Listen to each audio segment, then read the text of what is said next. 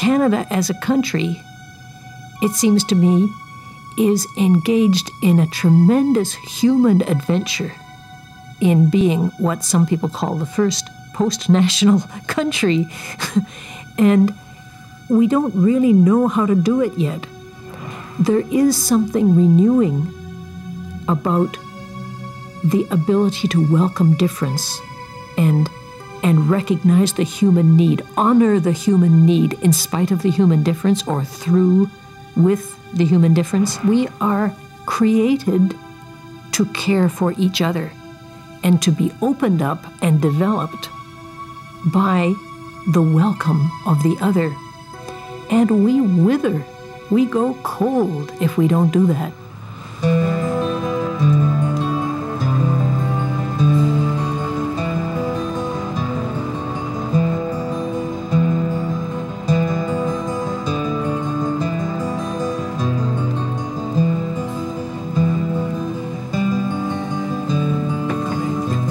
All over Canada, church groups are hard at work, making sure that the strangers who arrive in our midst are not only welcomed, but are becoming acquainted with their new country.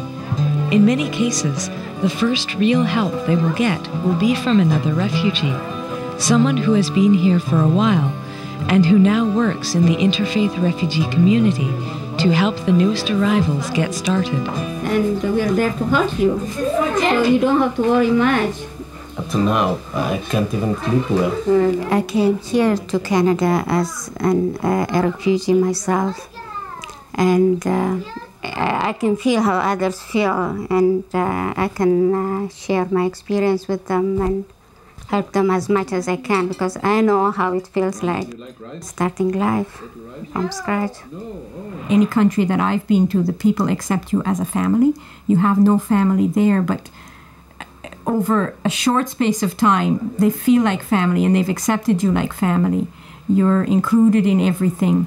And I would like that same thing to exist for people when they come to Canada. I always find it quite in keeping with the tradition of the Spiritans that here in our own country, we have a work now in Brottier house that's in welcoming people who have a real need to feel at home and people who would be there for them. The people who come to Romero House are from all over the world. If you watch the news, we can pretty much predict that within about a month, somebody from the latest trouble spot will arrive.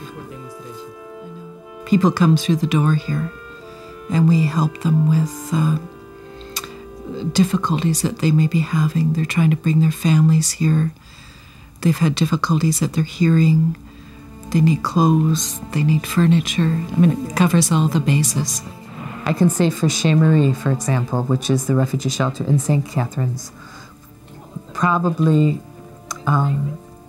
there are at least 60 active volunteers that are absolutely at the service for welcoming and then settling incoming refugees with all that means in terms of appointments for legal aid, translators, lawyers, medicals, social services, schools for the children and the adults. All of those services and all of the transportation and the translating is done by a group of about 60 volunteers. That's for one small area, which is just St. Catharines. To this date now, 1997, we've had over 5,000 people in our little house. So at some time or other, some have stayed just for a few hours till they met a friend who was coming to pick them up. Some have stayed and had lunch. Some have stayed for a day and a night. Some have stayed for 2 weeks, 2 months. Whatever the need might be for the stranger, they're welcome there. The sister, when they gave us the house, and we start together the program, the Hamilton House Project, they receive us as a family.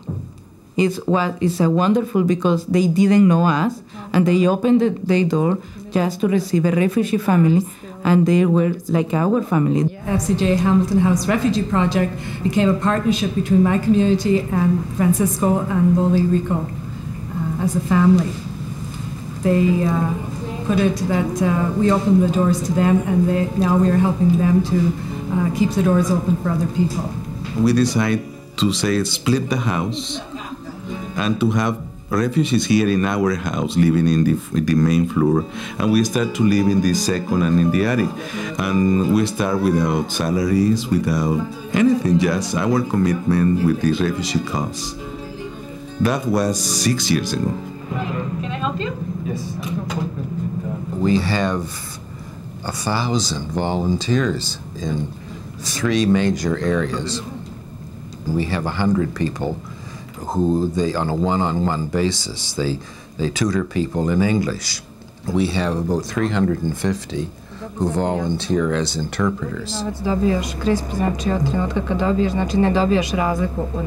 The next and equally large group of people, perhaps larger actually, is the host program, where we match Canadian volunteers, little groups of Canadian volunteers, with arriving families in a relationship of friendship and support for a year. Well, please you. I hope you have lots of good times in this apartment. Yeah, thank you. I'm very happy. May I help you? Yeah, I'm here to fill out application for immigration, sponsor my brother's wife.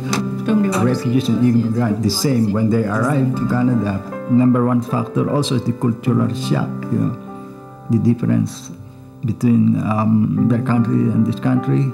I see that you pick up the form. Okay. When a refugee come here, one of the first questions that they ask me is, am I allowed to work here? That's the first thing in their mind. That's one of the goals of this office, to be able to show, to teach the client the way of life here, and at the end of the year, hopefully they'll be able to swim by themselves.